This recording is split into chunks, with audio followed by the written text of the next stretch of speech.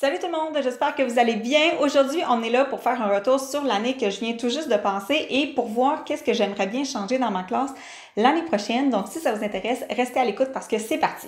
On va commencer par aller voir ce que je m'étais donné comme défi pour l'année qui vient de passer, mais vous allez voir, vous allez peut-être être un petit peu déçus de moi parce que moi, j'étais un petit peu déçue, mais en tout cas, on remet en contexte, OK? L'année passée, au moment où j'ai fait cette vidéo-là, j'étais certaine de retourner en 5e année avec mes collègues à la même école comme c'était supposé. Mais pendant l'été, il y a une classe de 5-6 qui a fermé et la personne qui avait cette classe-là a pris ma place en 5e et je me suis retrouvée en 3e et 4e année à la même école.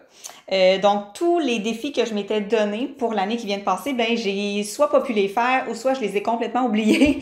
Fait que ça n'a pas été très concluant, malgré le fait que j'ai passé une super belle année. J'ai essayé plein de nouvelles affaires avec mes élèves. J'ai adoré, mais pour les biens de la vidéo, il faut que je me concentre sur ce que j'avais prévu et ouais, c'est ça.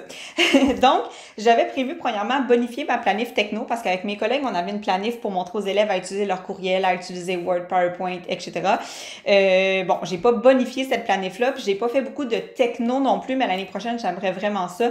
À la fin de l'année, j'ai utilisé une fois Plickers, j'ai utilisé plusieurs fois Lumio, mais j'aimerais vraiment ça. Ils ont d'ailleurs aussi utiliser leur courriel au début de l'année, mais pas plus que ça. Fait que l'année prochaine, j'aimerais ça me faire une planif techno pour mes élèves de 4e parce que la planif de 5e est déjà faite.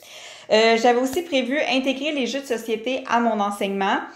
Je les ai intégrés, mais pas à mon enseignement. C'est-à-dire que le vendredi, j'emmenais un jeu de la maison où on sortait un jeu de l'armoire de jeu, je m'assoyais avec les élèves puis on jouait, à tel point que les élèves me redemandaient là, ah, j'aimerais ça jouer à tel jeu, tu l'as-tu emmené aujourd'hui? Des fois, je l'oubliais, ils étaient déçus, mais je prenais du temps le vendredi pour jouer avec eux. Fait que j'ai pas intégré les jeux de société à mon enseignement. Je pense que mes collègues l'ont fait. Ils ont fait des périodes d'ateliers avec des jeux logiques et tout ça, comme on devait faire ensemble en 5e année, mais c'est ça, j'aimerais ça le faire davantage l'année prochaine, évidemment. J'avais aussi comme projet derrière la tête de faire un Instagram de classe pour donner plus la parole à mes élèves sur mes réseaux sociaux. Mais évidemment qu'avec le changement de niveau, avec la classe multiniveau, c'est une idée qui m'est complètement sortie de la tête. J'avais complètement oublié que j'avais déjà prévu faire ça. Si j'avais été en 5e année, encore une fois, j'aurais pu le faire parce que j'étais à l'aise dans ma planif, dans mon matériel, dans mon enseignement, dans mes séquences et tout ça. Mais là, vu que c'était tout nouveau pour moi, j'ai juste pas pu faire ça, c'était comme impossible. Mais en réécoutant ma vidéo l'année passée, je trouvais que j'avais des belles idées de fonctionnement, de documents à créer pour faire ça. Peut-être dans un avenir à moyen long terme, là, mais probablement pas l'année prochaine. Je voulais aussi être un petit peu plus à la coche en ce qui concerne la rotation des livres dans ma bibliothèque, mais je l'ai pas été. J'ai pas changé mes livres, mis à part le fait que j'ai enlevé les livres que je pensais qui étaient trop difficiles pour mes élèves de 3e et 4e année. Mais j'aimerais ça, ouais, effectivement, leur présenter chaque mois des nouveaux livres. Je l'ai fait vers la fin de l'année avec les réceptions littéraires que je recevais. Mais c'était pas génial parce que les élèves se battaient pour avoir ces nouveaux livres-là. Puis là, il fallait qu'il y ait une liste d'attente. Puis là, bon, c'était un petit peu complexe à gérer, mais j'aimerais effectivement qu'il y ait plus de nouveautés dans ma bibliothèque de classe. Le seul défi que je m'étais donné puis que j'ai réussi pour vrai cette année, c'était d'évaluer autrement. Je me suis lancée dans les entrevues cette année. Je l'ai fait seulement pour une matière. Je l'ai fait pour les sciences. Mes élèves, je pense qu'ils ont eu une évaluation papier-crayon au début de l'année en sciences, c'était sur les instruments qu'on utilise en sciences, la balance, la pipette, etc. Mais après ça, ça a été que des entrevues à un tel point que les élèves, à un moment donné, m'ont demandé comment tu fais, Marie-Florence, pour nous évaluer puis nous mettre une note en sciences? On n'a jamais d'examen. Comme, ben oui, vous venez à mon bureau, vous avez des entrevues, vous savez comment ça marche et tout ça, puis ils ont juste pas réalisé que c'était une façon pour moi de les observer. Fait que ça, là, moi, c'est sûr que je garde ça, mais j'aimerais ça le faire dans d'autres matières, en univers social, en maths, en français, ça se fait super bien d'ailleurs aussi. Donc, sur 5 défis que je m'étais lancé l'année passée, j'en ai réussi seulement un, mais je pense qu'on peut comprendre que dans le contexte où j'ai travaillé cette année, c'est tout à fait compréhensible que j'ai pas réussi à en faire plus. Maintenant, cette année, j'ai choisi 3 choses que je veux changer. J'ai pas beaucoup de choses cette année, mais quand même, des fois, c'est important de faire des petits pas, hein, puis de pas y aller trop grand parce que comme vous voyez, j'ai pas réussi. Donc, l'année prochaine, je viens juste d'en parler, mais je vous le redis quand même, c'est de faire des entrevues dans d'autres matières scolaires que les sciences. J'ai expérimenté dans cette matière-là cette année, puis ça s'est super bien passé. C'est sûr que j'aimerais ça le transférer en univers social. Je pense que ça se ferait super bien. Ce qui est vraiment plaisant avec ça, puis j'ai déjà fait une vidéo sur le sujet, là, je vous la mettrai ici en fiche pour que vous puissiez aller voir, mais ça prend du temps à monter une entrevue, mais ça prend pas de temps à faire avec les enfants, puis ça prend pas de temps à corriger non plus parce que je me fais déjà mon gabarit avec les questions, les réponses attendues, puis quand l'élève répond ce que j'attends de lui, je le surligne, je rajoute des petites notes à côté. Fait que quand j'arrive pour corriger à la fin, c'est quasiment déjà fait. Fait que ça sauve beaucoup de temps. Puis pendant que je suis en entrevue avec un élève, les autres sont en plan de travail. Fait que c'est pas comme, OK, tout le monde, on fait du papier crayon, vous avez une évaluation en sciences aujourd'hui. Puis là, au fur et à mesure qu'ils finissent, parce que les élèves finissent pas au même rythme, mais là, il faut que je fasse l'occupationnel pour lui. Puis là, lui va finir ça. Puis là, va faire telle affaire pour moi. Tout le monde travaille pendant que je prends un 5-6 minutes avec chaque enfant. Fait que c'est génial.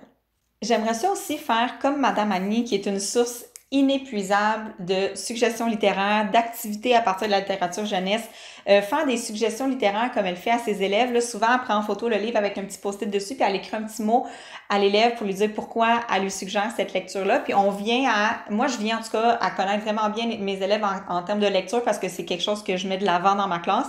Fait que je pense que je serais capable de faire des suggestions littéraires, puis même je pense que au début de l'année scolaire qui s'en vient, je pense que je vais aller faire des suggestions littéraires à mes élèves de 4e qui vont être partis en 5e parce que j'ai déjà des livres que je voulais leur proposer, mais avec la fin d'année qu'on a eu, j'ai pas eu le temps.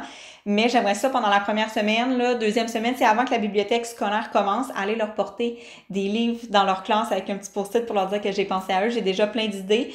J'ai 12 élèves en 4e année qui s'en vont en 5e, puis il y en a 2 qui ont changé d'école, fait que j'aurais 10 suggestions littéraires à faire, fait que je pense que ça serait possible. La dernière chose que j'aimerais tester, ce sont les devoirs projets. Vous savez là, probablement que Deux filles et l'enseignement autrement font ça depuis longtemps, puis il y en a plein qui ont emboîté le pas. J'aimerais ça le faire avec mes élèves de 4e année cette année. Pas nécessairement à chaque mois, mais peut-être, je sais pas, 1 mois et demi, 2 mois. Puis je m'en servirais plutôt pour travailler les habitudes de travail, tu sais, comment on s'organise avec un horaire, avec la date de remise, des fois en équipe, des fois seul, des fois à la maison, des fois à l'école. J'aimerais ça me lancer là-dedans. J'ai acheté le même livre qu'elle. Y est-tu ici? Bref, là, le livre, je pense qu'il est publié chez Chenelière, là, puis c'est comme des projets multiples là, qu'on peut faire, puis il y a plein de feuilles reproductibles déjà. Mais c'est ça, j'aimerais ça tester ça pour travailler les compétences transversales de mes élèves, des fois seuls, des fois en équipe, des fois, bon, bref, vous comprenez. J'aimerais ça me lancer là-dedans, mais il faudrait que j'y pense d'avance parce qu'il faudrait vraiment que je me fasse un horaire dans l'année comme là, c'est ce devoir projet-là, là, c'est ce devoir projet-là, pour évaluer différentes choses aussi à travers ça. Fait que ça, j'aimerais ça le tester. Finalement, j'en ai glissé un petit mot tantôt, mais j'aimerais ça me faire aussi une planif techno avec les élèves. On est rendu en 2022. On n'a pas encore un genre de progression des apprentissages en technologie, mais je sais qu'il y a des gens à mon centre de service qui travaillent là-dessus en ce moment. J'aimerais ça peut-être soit j'attends puis je me colle à cette planification, progression des apprentissages-là ou je me lance moi-même cette année. On verra à quel rythme là, ils vont être capables de nous produire ce document-là, mais je veux que mes élèves soient capables d'ouvrir l'ordinateur, de fermer l'ordinateur, de la mettre en veille, de la brancher quand c'est le temps, aller chercher ses courriels, se connecter sur Teams, Office 365, puis après ça, utiliser une couple d'applications. J'aimerais ça que tous mes élèves soient sur TapTouche l'année prochaine, vu que notre centre de service paye pour ça. Fait que j'aimerais ça que mes élèves, quand ils finissent un travail ou le plan de travail ou quoi que ce soit, puissent aller directement faire leur TapTouche sans qu'ils aient besoin de moi pour la connexion. Peut-être me lancer... Je pense pas, là, mais peut-être me lancer dans Minecraft Éducation. Puis, tu sais, d'autres applications comme Plickers pour l'évaluation, Lumio pour faire des retours sur les apprentissages et tout ça. Fait que j'aimerais vraiment ça que mes élèves deviennent plus compétents technologiquement parlant, puis que ce soit pas juste les élèves qui sont sur WorldQ qui sont bons avec l'ordinateur. Fait que, voilà. D'un côté, je suis un peu déçue de ne pas avoir réussi plus de défis que ça dans ma classe cette année, mais d'un autre côté, j'ai vécu plein de belles affaires. J'ai pu tester des nouvelles façons d'évaluer, des nouvelles façons d'enseigner avec ma gang cette année. Fait que je suis comme un petit peu mitigée là, entre je suis un peu déçue de pas avoir fait ce que je m'étais dit, mais je suis vraiment contente d'avoir essayé des nouvelles affaires. Fait que je serais vraiment curieuse de savoir comment s'est passée votre année scolaire, puis si vous avez des choses que vous voulez mettre en place, que vous voulez améliorer dans votre enseignement, dans votre planification, dans votre organisation l'année prochaine. Laissez-moi tout ça dans les commentaires, ça va me faire plaisir de jaser.